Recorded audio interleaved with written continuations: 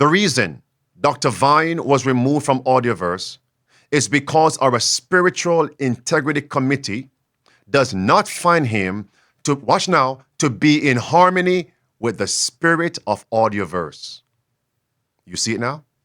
Which I covered earlier from their platform. Which are not in harmony with the spirit of Audioverse, which are the guidelines that determine what is posted on Audioverse. And what is that sentence? Line number 9, it says, you cannot tarnish, you can't vilify the reputations of individuals, of the SDA church leadership or institutions. Question, did Dr. Vine tarnish or vilify? The man was preaching Bible truth on this issue. And they call that tarnishing and vilifying. So friends, we have come to a time where Audioverse is labeling the protests as tarnishing people's reputation, labeling biblical Christianity as vilifying someone's character. That's the time we have come. I will boycott Audioverse.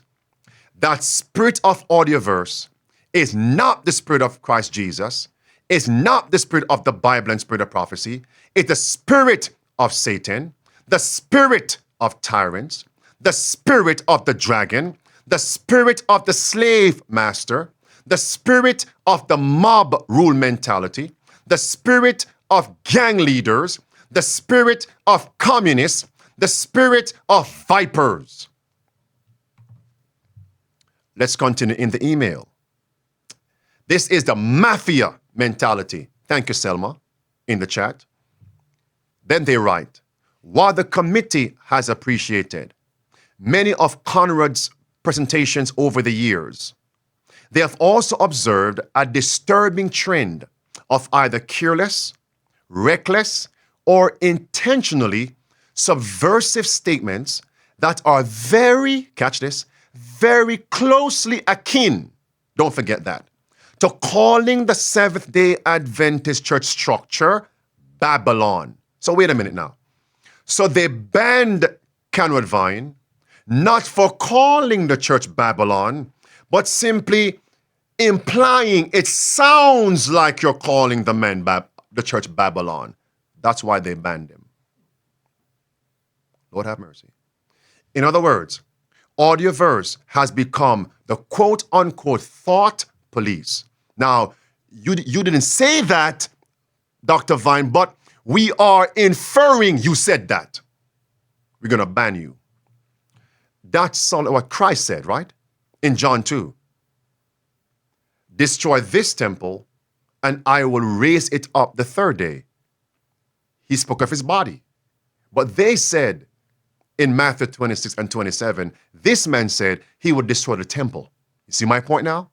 Just as they say of me. Andrew Enriquez, I never heard you say the SDA organization is Babylon, but we believe that's what you mean. Now, who said similar words? Closely akin to calling the SDA church structure Babylon. Mark Finley. Here it is. Now, here's a fundamental question. Is there apostasy in the church, or is the church in apostasy? There's a big difference between those two things. Obviously, there's apostasy in the church. The wheat and tares are going to grow together till the harvest.